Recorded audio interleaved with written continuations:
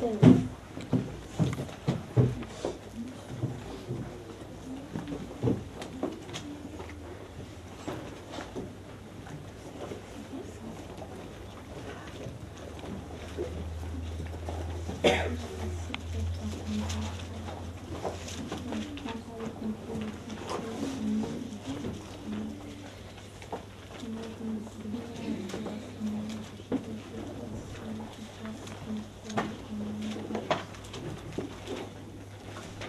Acte chapitre 16, à partir du verset 25.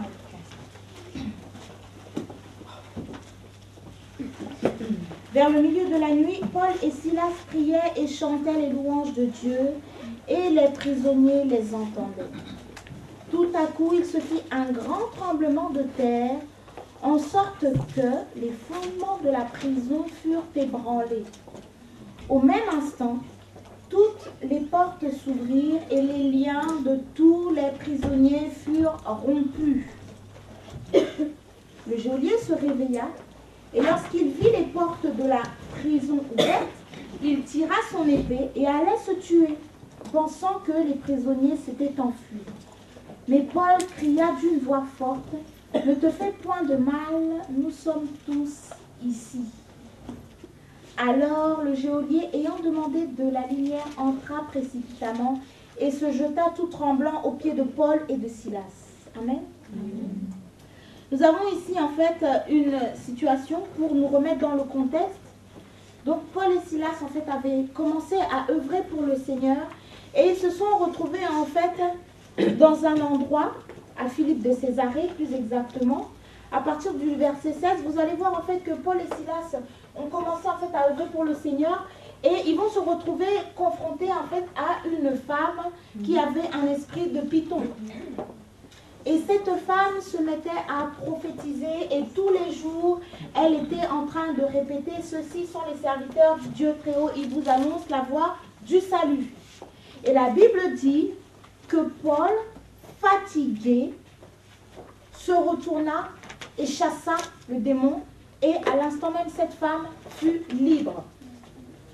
Et par la suite, cela causa beaucoup de tort à Paul et Silas parce qu'en fait cette femme, en devinant, faisait gagner beaucoup d'argent à ses maîtres. Et au verset 20, il est dit en fait qu'ils furent présentés comme étant des personnes qui jetaient du trouble dans la ville. Et la foule aussi se souleva contre eux et les prêteurs. Parenthèse, vous savez, quand les gens sont aveuglés, parfois ils ne voient pas l'action du Seigneur. Parce que là, effectivement, il y avait l'esprit de Python qui était à l'œuvre et en fait qui devinait à chaque fois. Ce n'était pas l'esprit de Dieu qui était en action. Et parce qu'en fait, il y avait un voile qui était jeté comme ça par la magie, par en fait cet esprit de divination. Eh bien, c'est toute la foule qui s'est mise contre Paul et Silas parce qu'ils avaient opéré cette délivrance au lieu d'abord de voir la main de Dieu qui était à l'œuvre. Et par la suite, la Bible dit en fait qu'ils ont été jetés en prison. Et au verset 25, qui est notre passage, la Bible dit « Vers le milieu de la nuit, Paul et Silas priaient et chantaient les louanges de Dieu, et les prisonniers les entendaient. Tout à coup, il se fit un grand tremblement de terre. » On a vu le contexte. Paul et Silas ont fait leur ministère. Ils ont délivré cette femme. Ils ont été injustement jetés en prison. Mais leur réaction, c'est la louange et la prière. Amen. Et cette louange et cette prière étaient tellement puissantes qu'elle est montée jusqu'au trône de Dieu et qu'elle a déclenché un miracle. Amen. Ça a déclenché en fait la manifestation de la puissance de Dieu. Et la Bible dit que il y eut un tremblement de terre. Je ne sais pas si on peut se figurer un petit peu la scène. Ils sont dans une prison. Ils commencent à adorer leur Dieu, à chanter des cantiques comme ça. Et puis il y a un tremblement de terre. Tremblement de terre et les fondements de la prison sont ébranlés. Et Quand j'ai lu ce passage pour la première fois, ça m'a bouleversée. Je me suis dit, mais waouh! Ils sont injustement jetés en prison. Au lieu de faire des reproches au Seigneur, ils sont en train de l'adorer et d'un cœur si pur, d'une pureté en fait inexprimable. La seule expression qui pouvait ressortir en fait de la pureté de leur cœur lorsqu'ils ont adressé cette louange et cette prière à Dieu, c'est le miracle qu'il en a découlé. Et depuis toute cette semaine, on a vu les cœurs. On a vu le cœur un petit peu, le cœur de l'homme dans différents états. On n'a pas pu tout aborder parce qu'avec le Seigneur, on apprend toujours des nouvelles choses et Dieu fait comme il veut. Mais ce soir, on va essayer de parler un petit peu du cœur de l'adorateur. Amen. Le cœur d'adorateur. Le cœur d'adorateur, même quand il est en fait dans une situation d'injustice, il adore son Dieu. Amen. Amen. Et la pureté de son adoration est telle que cette adoration-là monte au trône du Père. Dans Romains au chapitre 12, au premier verset, l'apôtre Paul lui-même, en fait, il était très bien placé pour donner, en fait, cet enseignement. Il dit, « Je vous exhorte donc, frères, par les compassions de Dieu, à offrir vos corps comme un sacrifice vivant, saint, agréable à Dieu, ce qui sera de votre part un culte raisonnable. » Un sacrifice vivant. Je ne sais pas si vous imaginez un peu l'image du sacrifice vivant. Nous savons en fait que dans l'Ancien Testament, c'était en fait les holocaustes, il fallait en fait apporter une bête qui était pure, une bête en fait qui était sans défaut, de façon en fait à l'offrir à l'Éternel sur en fait cet autel. Et cette bête-là en fait devait être consumée afin en fait que le Seigneur puisse recevoir soit parfois un sacrifice de repentance ou simplement parfois le sacrifice d'adoration. Et là il est dit que nous devons être offerts comme un sacrifice vivant. C'est-à-dire que nous sommes vivants mais en même temps nous sommes consumés. Je ne sais pas si vous voyez un petit peu. Le sacrifice, c'est le sacrifice. Le sacrifice doit être consumé. Et quand vous regardez en fait dans l'Ancien Testament, vous allez vous rendre compte qu'il y avait des rituels. Ce n'est pas le sujet ce soir et en fait on ne va pas forcément l'aborder en prenant les passages, mais on va un peu se remémorer. Il y avait une façon particulière de traiter la graisse, de traiter en fait telle ou telle partie du sacrifice en fonction de ce que le Seigneur voulait. Et aujourd'hui, il nous est dit, et vous aussi, offrez vos corps comme un sacrifice, de nous offrir comme un sacrifice vivant au Seigneur. Et nous voyons ici l'apôtre Paul et Silas en train de s'offrir comme un sacrifice vivant. Seigneur, fais de moi ce que tu veux. Tu veux que je sois en prison pour la gloire de ton nom? Que ton nom soit béni, gloire te soit rendue. Et aujourd'hui, nous chantons, nous élevons nos voix, mais des fois, nous ne voyons rien. Des fois, tu peux être dans une prison comme ça, mais parce que tu continues à adorer ton Dieu avec un cœur pur, tu vas déclencher ta délivrance par rapport à cette prison toi-même. Tu vas continuer à adorer ton Dieu, tu vas déclencher le miracle dans ta famille, tous ceux qui sont captifs dans ta famille, parce que ton adoration est pure et parce qu'elle monte devant le Seigneur, parce que tu t'offres comme ce sacrifice vivant, ton adoration va monter dans un parfum de bonne odeur jusqu'à toucher le cœur du Seigneur et déclencher le miracle de Dieu. Amen. Amen. Et souvent aujourd'hui, lorsque nous avons des problèmes, lorsque nous sommes dans les combats, on adore le Seigneur timidement.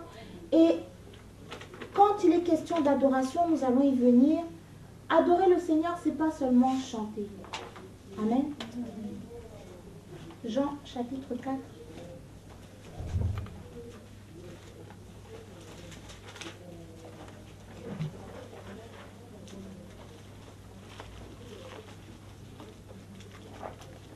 Jean chapitre 4, verset 23.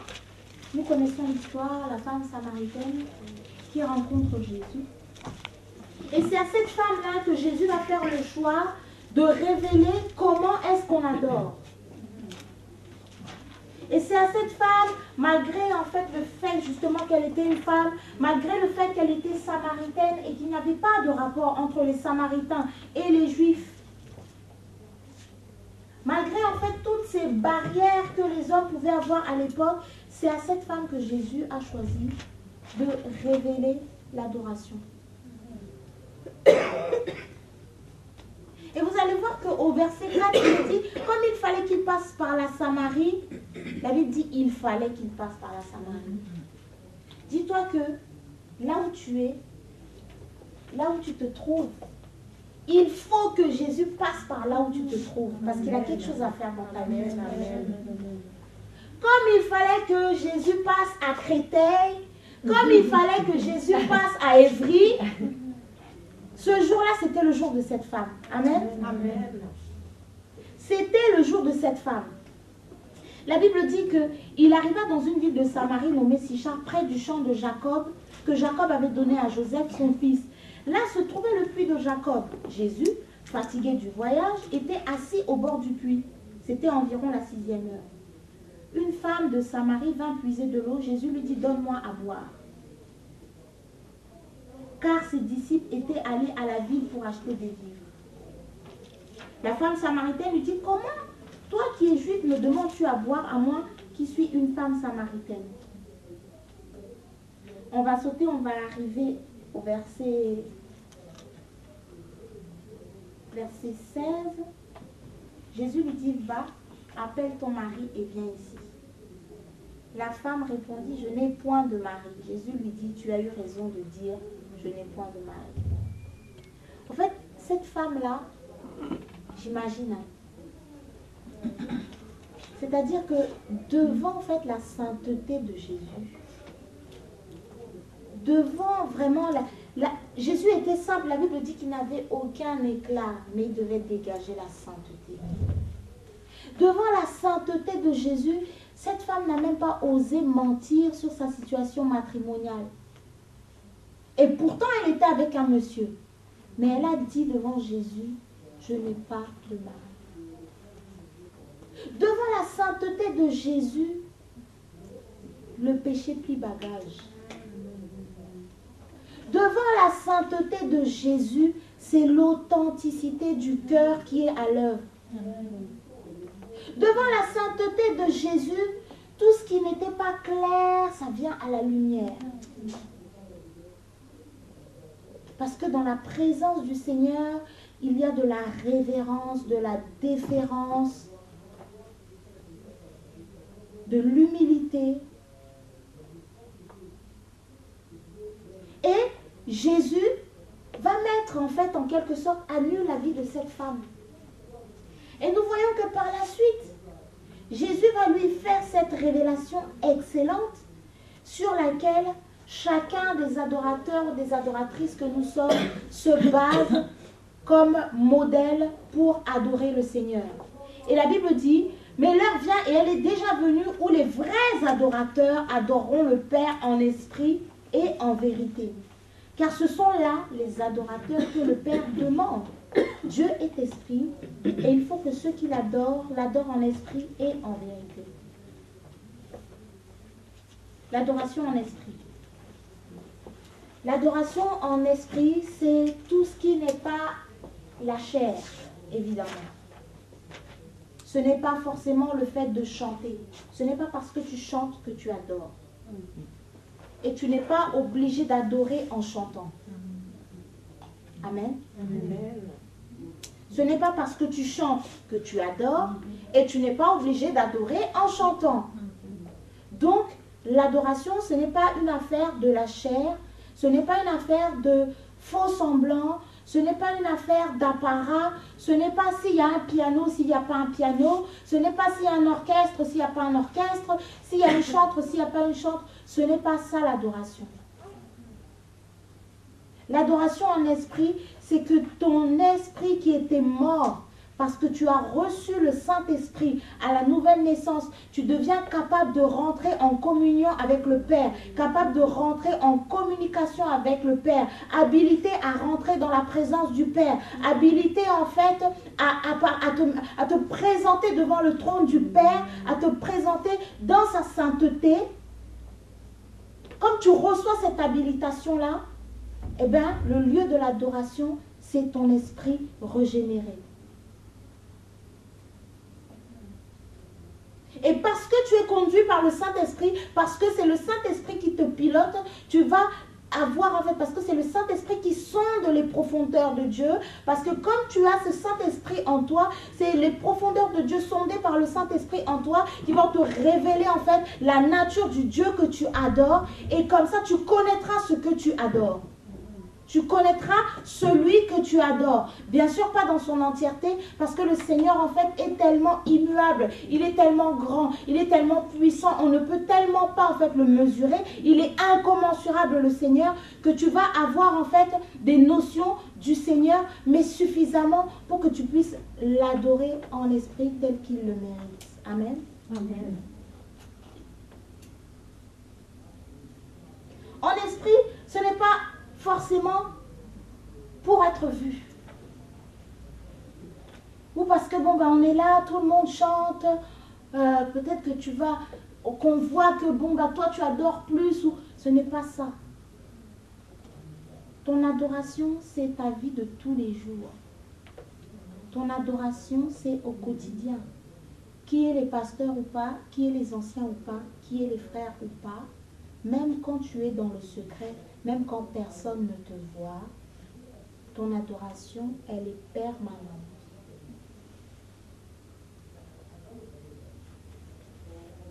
La Bible dit que quoi que vous fassiez, faites-le au nom de Jésus. Amen. Amen. En esprit. Et puis en vérité. Alors là, on a évoqué l'esprit. Et puis en vérité. Et quand je reméditais ce passage, l'expression de la vérité émane du cœur. Et nous savons qu'il est dit, tu aimeras le Seigneur de tout ton cœur, de toute ton âme et de toute ta pensée.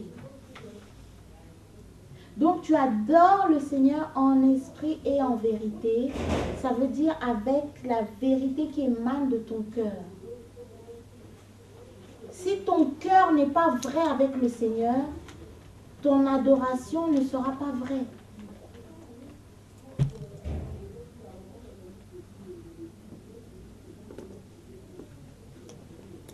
Si tes regards ne sont pas fixés sur le Seigneur pendant que tu es en train de l'adorer, ton adoration n'est pas vraie. Et comme je disais d'ailleurs, l'adoration c'est une vie.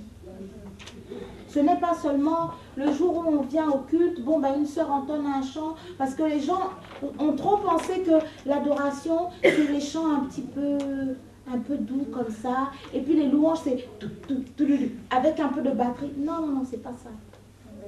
L'adoration c'est une vie. C'est-à-dire que même quand tu es dans le lieu secret, on parlait hier avec les collègues, même si tu n'es qu'avec tes collègues et qu'il n'y a pas de chrétien pour te voir ou pour voir ce que tu fais, tu es dans une attitude d'adoration. Parce que ton corps est le temple du Saint-Esprit. Tu n'es pas une poubelle. Tes oreilles ne sont pas une poubelle, tes yeux ne sont pas une poubelle aussi, et ton cœur aussi n'est pas une poubelle. Donc tu adores en esprit et en vérité. C'est pas que bon, tu chantes Alléluia, oh, Alléluia, oh. Tu chantes comme ça avec tes lèvres, et puis pendant ce temps, ton cœur est en train de penser, bon, qu'est-ce que je vais manger ce soir? Ou tu es là, tu es en train de chanter avec tes lèvres, et puis ton cœur est en train de se dire, comment je vais faire pour payer ma facture d'électricité?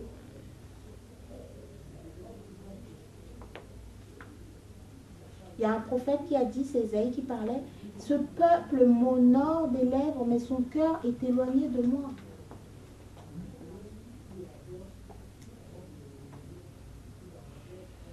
Ton adoration, elle doit être pleine et entière.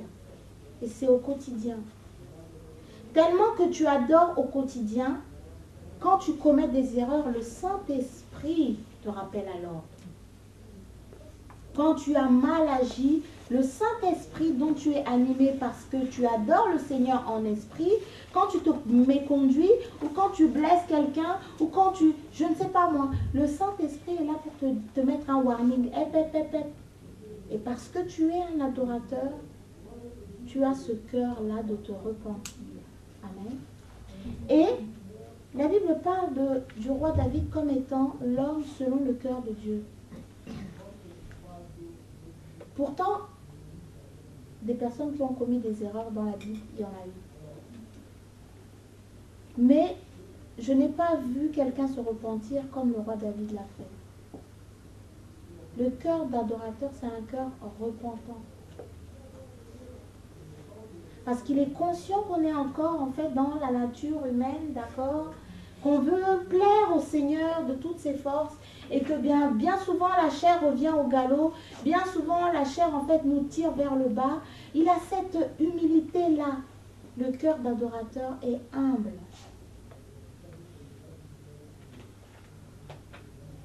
Et comme on voyait avec le cas de Paul et Silas, le cœur d'adorateur, en fait, est celui qui va déclencher le miracle de Dieu, même dans la situation la plus impossible qui soit. Souvenons-nous, Daniel dans la fosse aux lions. Il y a eu des machinations qui ont été montées contre Daniel. Nous connaissons l'histoire. Il y a eu des menaces. Il ne fallait pas qu'il adore son Dieu. Mais parce qu'en fait, Daniel avait vraiment cette relation avec son Dieu, cette adoration. Nous connaissons que quand il arrive à Babylone, il résolut, la Bible dit, il résolut de ne pas se souiller. C'était facile pour lui d'arriver à Babylone. Il est en fait parmi les jeunes que le roi a choisis pour servir dans la maison royale. Donc il a accès à toutes sortes de mets. Il a accès à toutes sortes de plats. Mais la Bible dit que Daniel résolut de ne point se souiller. Et cela, dès son jeune âge, il avait déjà ce cœur d'adorateur qui se sanctifie. Amen. Et nous connaissons l'histoire. Daniel va grandir dans la maison en fait de ce roi de Babylone. Et puis il va arriver un moment où donc le roi va faire ce rêve, nous connaissons l'histoire. Et puis le roi menace qu'il va tuer tous les astrologues et tous ceux qui ne sont pas capables de lui donner en fait l'issue de son rêve. Et Daniel implore le roi non seulement pour sa vie, mais aussi pour les astrologues en disant « Laisse-moi le temps de consulter mon Dieu et épargne la vie de tout cela. » Le cœur d'adorateur n'est pas égoïste.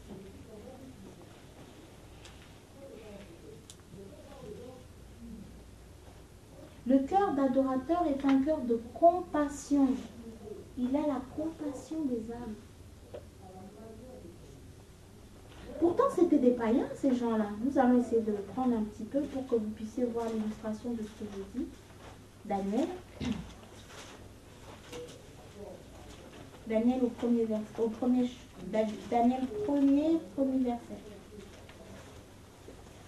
Si une personne trouve, elle peut lire déjà pour qu'on puisse gagner le temps. Daniel 1, à partir du premier verset. La troisième année du règne de Joachim, roi de Juda, Nebuchadnezzar, roi de Babylone, marcha contre Jérusalem et l'assiégea. Le Seigneur livra entre ses mains Joachim, roi de Juda, et une partie des ustensiles de la maison de Dieu. Nebuchadnezzar emporta les ustensiles au pays de Chiméa, dans la maison de son Dieu. Il les mit dans la maison du trésor de son Dieu.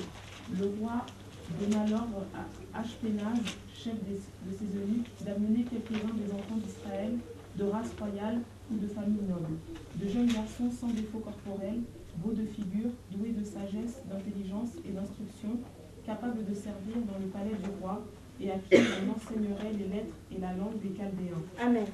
Donc ici, le roi fait son choix parmi les jeunes qui viennent d'Israël. Et nous voyons au verset 8, Daniel résolut de ne pas se souiller par les mets du roi et par le vin dont le roi buvait. Et il pria le chef des eunuques de ne pas l'obliger à se souiller. Parenthèse, il est écrit dans la Bible, dans le livre des Proverbes, que lorsque l'Éternel approuve les voies d'un homme, il dispose favorablement à son égard même le cœur de ses ennemis. Parce que l'Éternel avait approuvé le choix de Daniel, il a disposé le cœur de cet eunuque.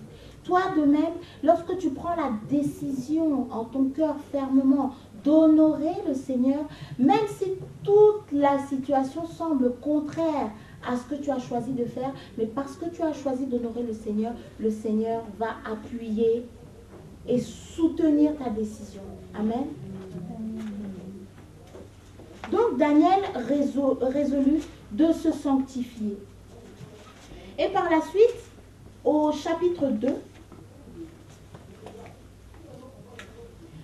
verset 10, les Chaldéens répondirent au roi, « Il n'est personne sur la terre qui puisse dire ce que demande le roi, aussi jamais roi, quelque grand et puissant qu'il ait été, n'a exigé une pareille chose d'aucun magicien, astrologue ou chaldéen.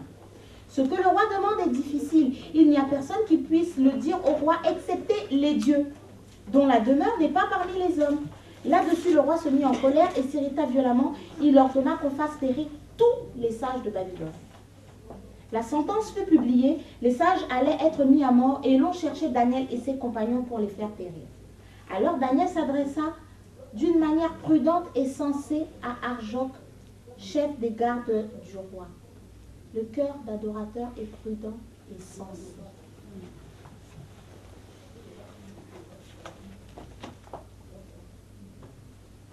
Chef des gardes du roi qui était sorti pour mettre à mort les sages de Babylone, il prit la parole et dit à Arjoc, commandant du roi, pourquoi la sentence du roi est-elle si sévère? Arjoc exposa la chose à Daniel. Et Daniel se rendit vers le roi et le pria de lui accorder du temps pour donner au roi l'explication. Quel courage et quelle assurance!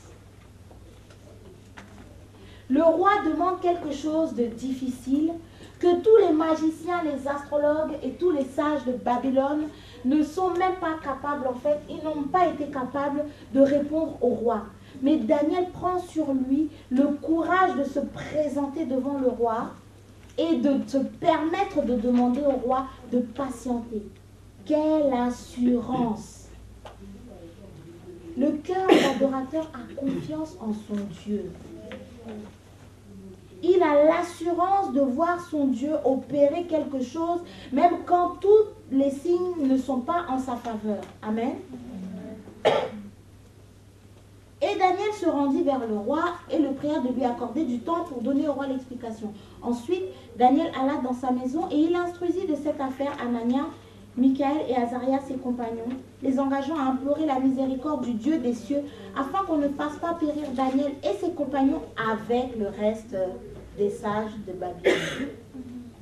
Dites-moi un peu, Daniel aurait pu, s'il avait un cœur mauvais, choisir en fait que, bon, on va trouver la réponse, roi, tu peux exterminer tous ceux qui n'ont pas été capables de te répondre, mais mes compagnons et moi, vu qu'on a eu la réponse, tu nous laisses en vie. Daniel avait aussi compassion des sages de Babylone et il a imploré ce roi-là afin que le roi puisse leur laisser la vie sauve. Et nous avons vu après comment le Seigneur a honoré en donnant non seulement le rêve à Daniel, mais également par la suite l'explication du rêve. Et voilà comment, par en fait la disposition de cœur de Daniel, il a non seulement sauvé sa propre vie, mais il a également sauvé les sages et les astrologues de Babylone, à l'instar de Paul, qui effectivement était dans une situation délicate, mais qui, à cause de son cœur, a provoqué non seulement sa délivrance, mais aussi la délivrance des prisonniers qui étaient dans ce lieu avec lui. Amen. Et nous avons aussi le cas de Shadrach, Meshach et Abednego qui se retrouvent en fait menacés, comme Daniel l'a été.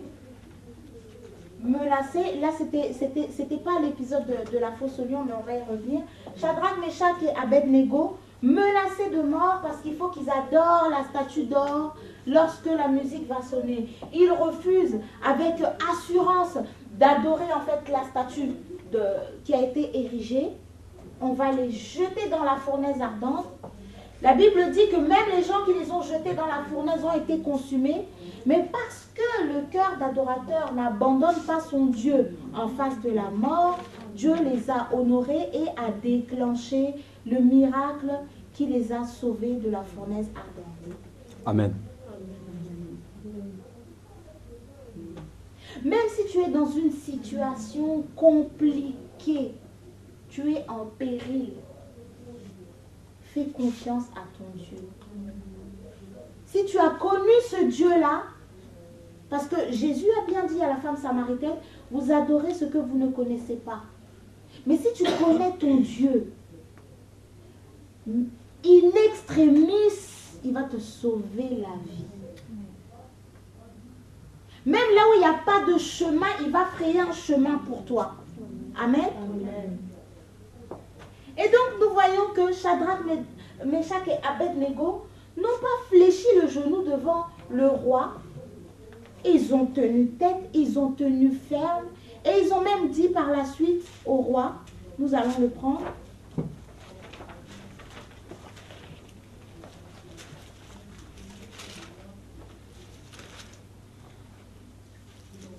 Il est dépassé. Shadrach, Meshach et Abednego.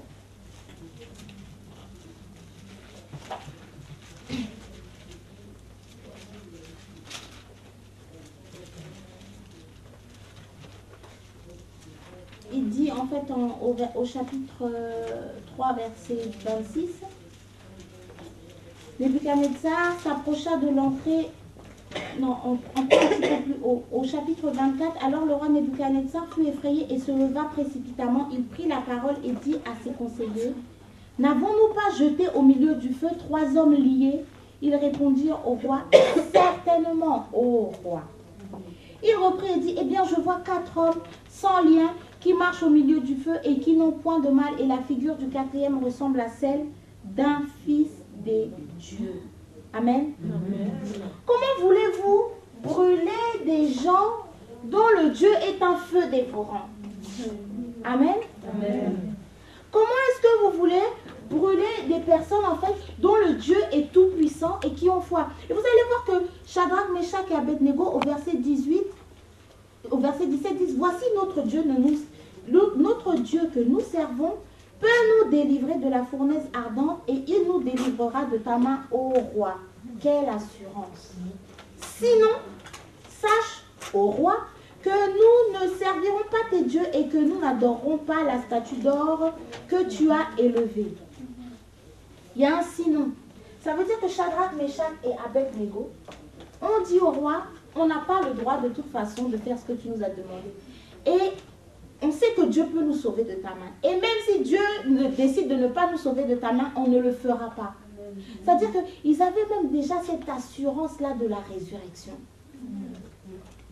Je ne sais pas si vous saisissez. Jésus n'a pas encore été révélé, mais nous avons ici des adorateurs qui n'ont pas peur de la mort parce qu'ils aiment leur Dieu d'un amour inaltérable.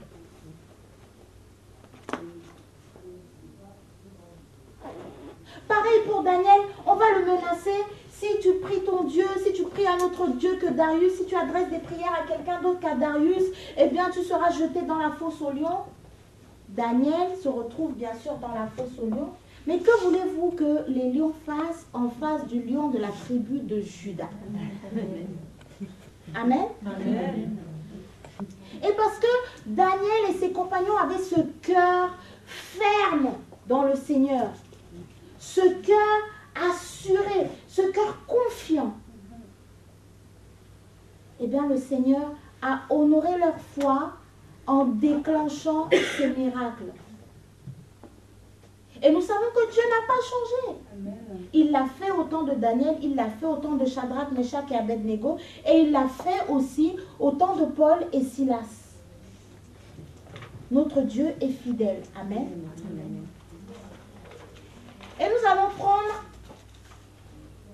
le roi David dont nous parlions tout à l'heure, qui était l'homme selon le cœur de Dieu, la Bible nous dit.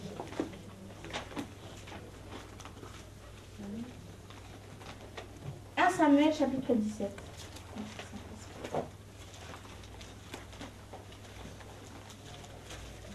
1 Samuel chapitre 17.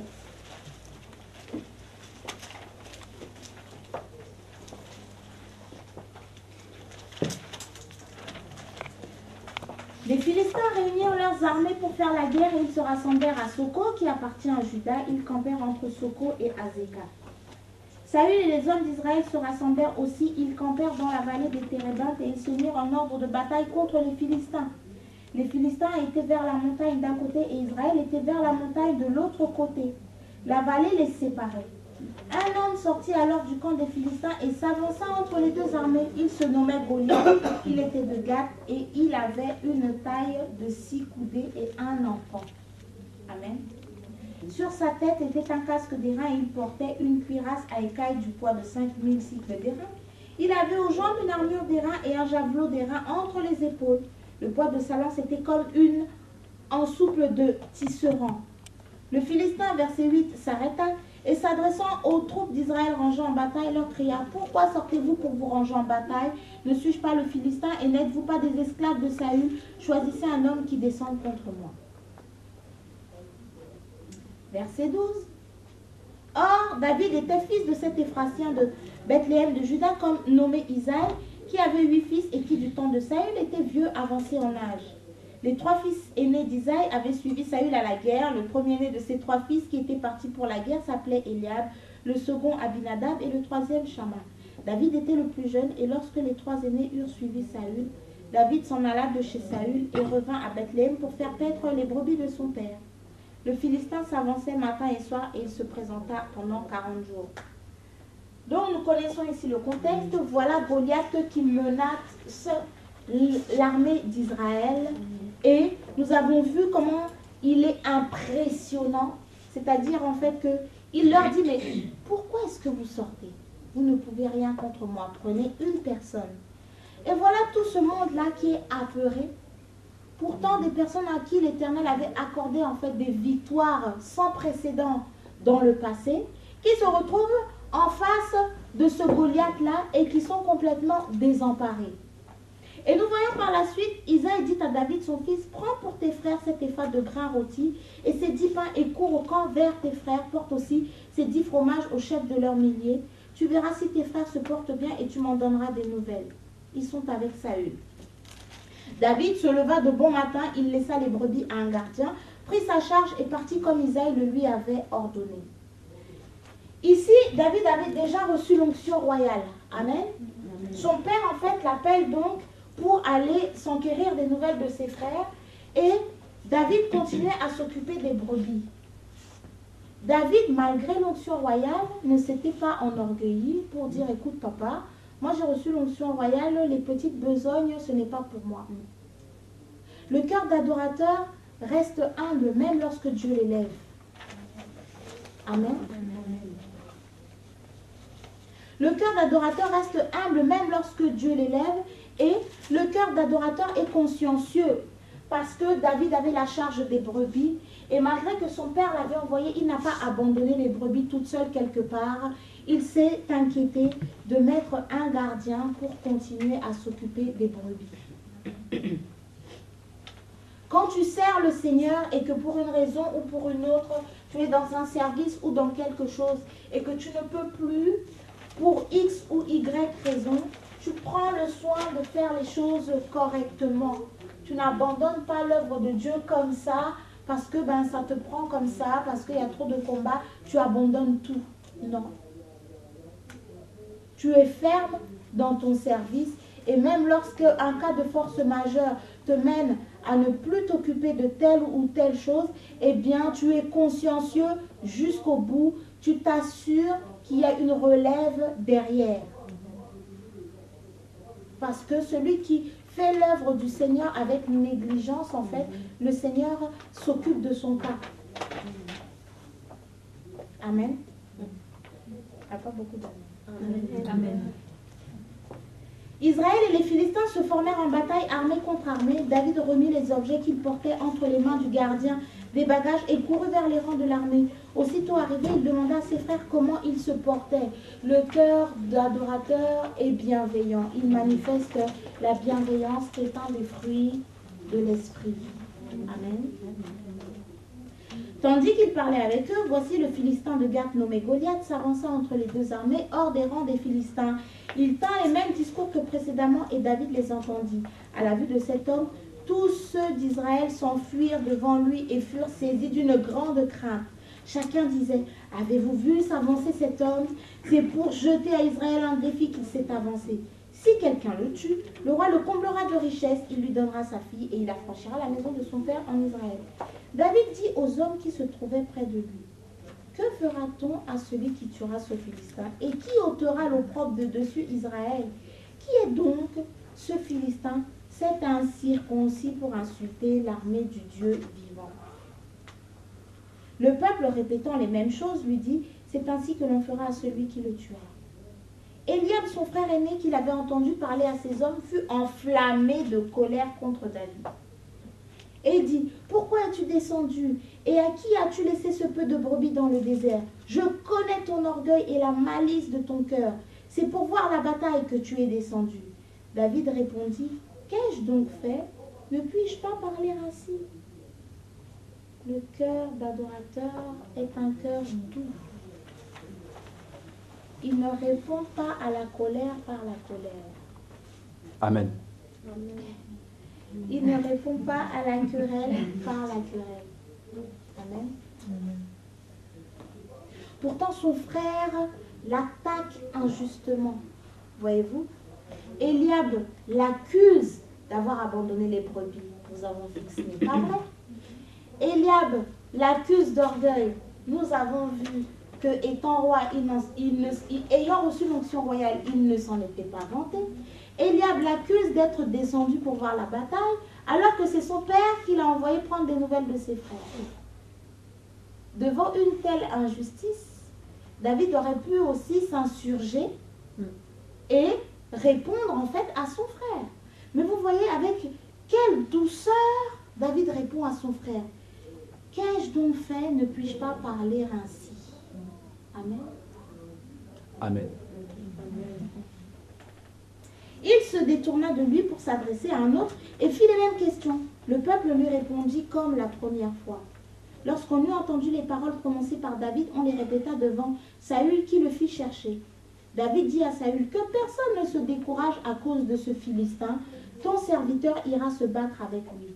Saül dit à David, tu ne peux pas aller te battre avec ce Philistin, car tu es un enfant et il est un homme de guerre dès sa jeunesse. David dit à Saül, ton serviteur faisait paître les brebis de son père, et quand un lion ou un ours venait en enlever une du troupeau, je courais après lui, je le frappais et j'arrachais la brebis de sa gueule. Amen. Amen. Le cœur d'adorateur ici manifeste la maîtrise de soi. Là où tout le monde est paniqué, là où tout le monde se dit, ça y est, c'est fini, Goliath va nous régler notre compte. Et en plus, lui-même, David, qu'est-ce qu'il peut faire?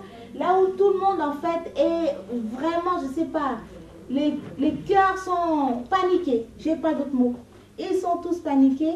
David, c'est David maintenant qui rassure le roi en disant, non, ça va aller. Le cœur d'adorateur se veut être un réconfort pour ceux qui sont en détresse et qui sont en panique. Amen. Si tout le monde est paniqué, toi aussi tu es paniqué avec les autres, bon, maintenant toi tu as l'Esprit de Dieu, et si d'autres n'ont pas l'Esprit de Dieu, bon, sur qui on va se reposer après? C'est dans le calme et la tranquillité que sera votre force. Amen. Et le cœur d'adorateur est exercé au combat, mais il est exercé dans les coulisses. Parce que imaginez-vous, quand vous vous retrouvez, peut-être, hein, ça ne nous est jamais arrivé, je ne crois pas que ça nous arrivera, mais vous vous retrouvez en face d'un lion. C'est lui ou vous. Si le cœur n'est pas bien accroché à sa place, il n'y a pas de lutte. Hein. C'est les gens beaucoup. Allez, on commence à chercher. Où est-ce que je vais passer? Mais il a été exercé au combat dans les coulisses et il a gagné en assurance. Il s'est retrouvé en face d'un ours. Il a gagné en assurance. Il a appris à défendre le troupeau. Donc, il sait ce dont il est capable et ce qu'il peut faire. Amen. David dit encore, l'Éternel qui m'a délivré de la griffe du lion et de la patte de l'ours me délivrera aussi de la main de ce Philistin. Et Saül dit à David, va et que l'Éternel soit avec toi. Le cœur d'adorateur rend toute la gloire à Dieu. On l'a vu tout à l'heure, il n'est pas orgueilleux.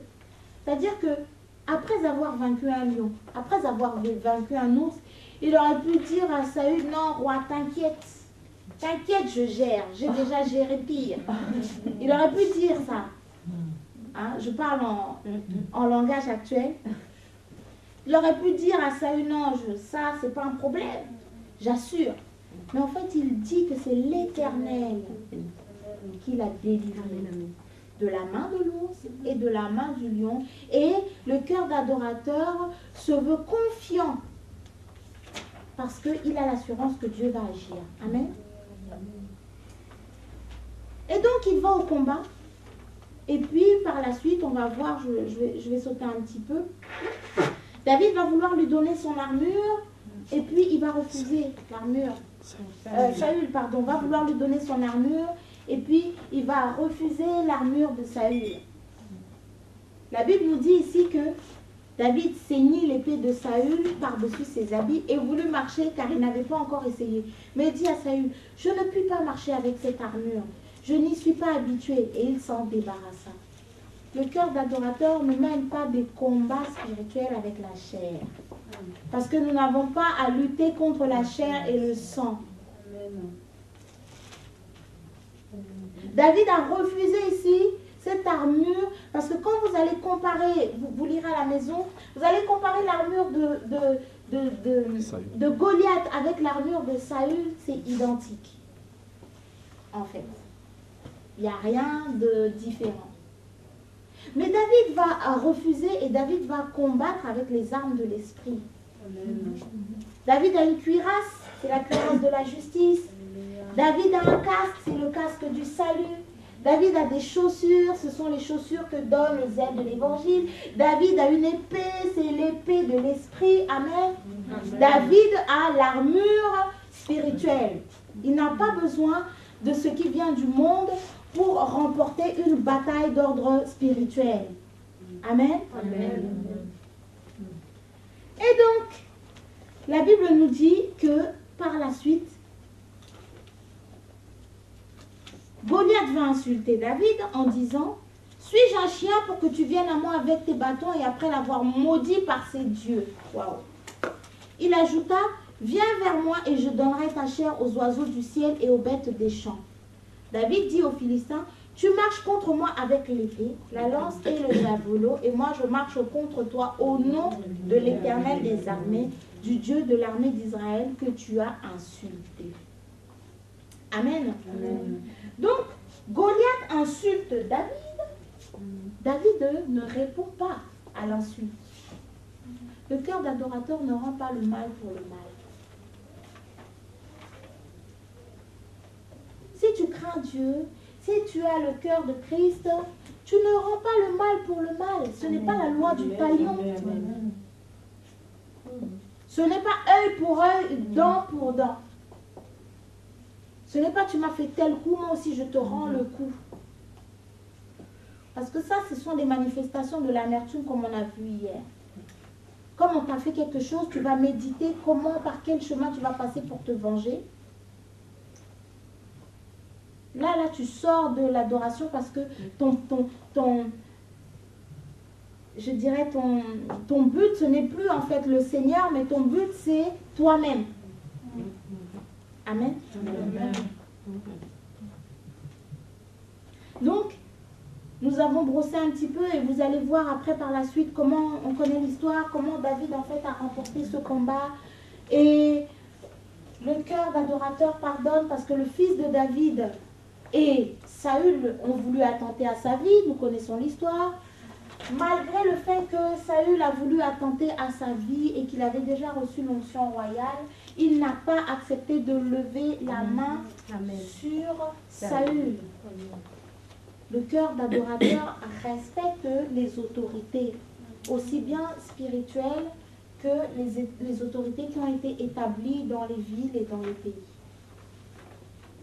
Et même s'il sait qu'il porte l'onction de Dieu, il n'essaye pas d'outrepasser en fait ses droits. Amen.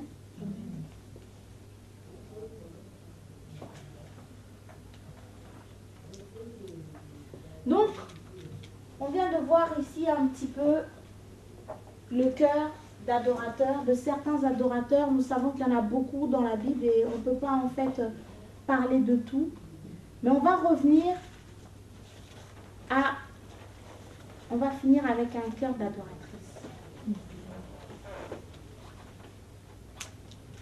Marc, chapitre 14.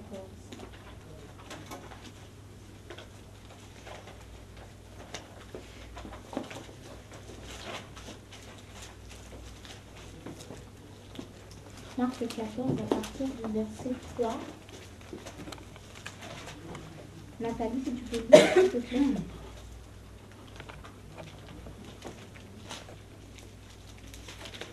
Comme Jésus était à Béthanie dans la maison de Simon le lépreux, une femme entra pendant qu'il se trouvait à table.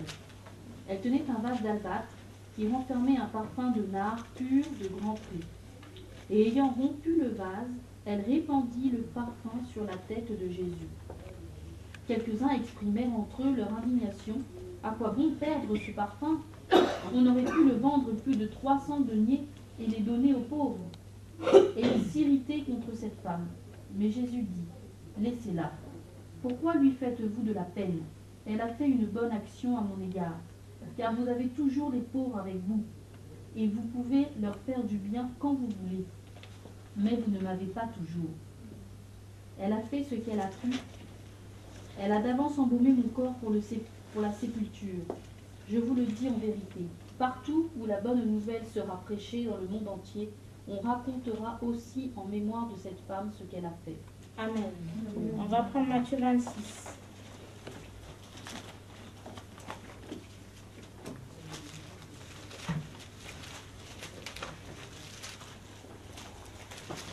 Matthieu 26, verset 6. Je vais lire. Comme Jésus était à Béthanie dans la maison de Simon le lépreux, une femme s'approcha de lui tenant un vase d'albâtre qui renfermait un parfum de grand prix, et pendant qu'il était à table, elle répandit le parfum sur sa tête. Les disciples voyant cela s'indignèrent et dirent, à quoi bon cette perte? On aurait pu vendre ce parfum très cher et en donner le prix aux pauvres. Jésus, s'en étant aperçu, leur dit, pourquoi faites-vous de la peine à cette femme? Elle a fait une bonne action à mon égard, car vous avez toujours des pauvres avec vous, mais vous ne m'avez pas toujours. En répandant ce parfum sur mon corps, elle l'a fait pour ma sépulture. Je vous le dis en vérité, partout où cette bonne nouvelle sera prêchée dans le monde entier, on racontera aussi en mémoire de cette femme ce qu'elle a fait. Jean 12.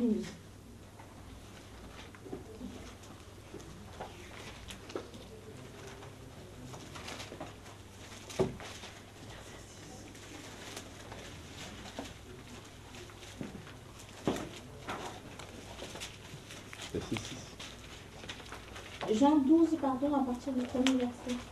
6 jours avant la Pâque, Jésus arriva à Béthanie où était Lazare, qu'il avait ressuscité des morts. Là, on lui fit un souper. Marthe servait et Lazare était un de ceux qui se trouvaient à table avec lui. Marie, ayant pris un livre d'un parfum de nard pur de grand prix, oignit les pieds de Jésus et elle lui essuya les pieds avec ses cheveux. Et la maison fut remplie de l'odeur du parfum.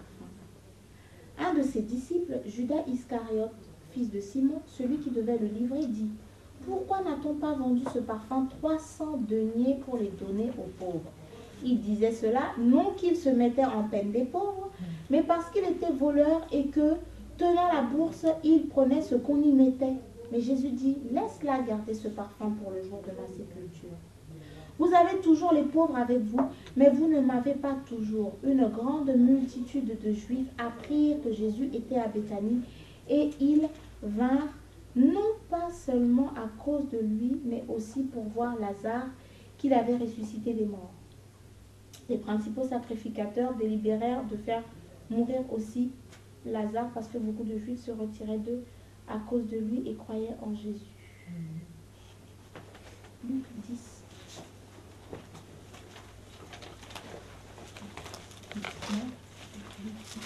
Luc 10, pardon.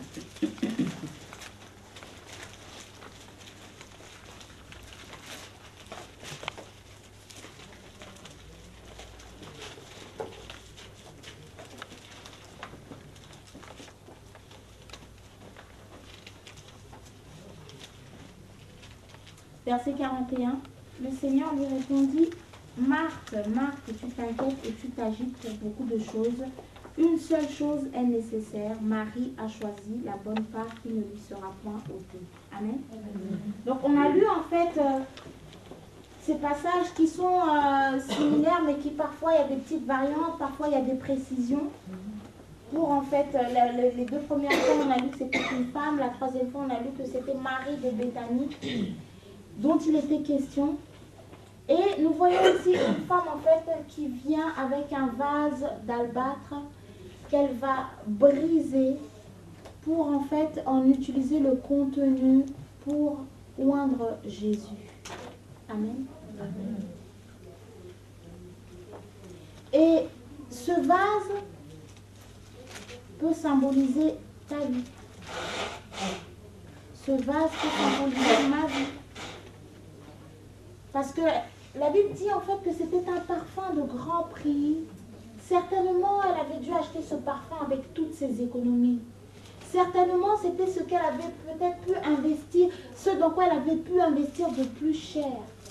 Et la Bible dit que là où est ton trésor, c'est là où est ton cœur. Et ce parfum devait être le trésor de cette femme. Mais elle n'a pas en fait regardé à l'importance de ce parfum. Elle n'a pas regardé en fait au prix que cela lui avait coûté. Mais elle a fait le choix en fait d'offrir ce parfum à Jésus.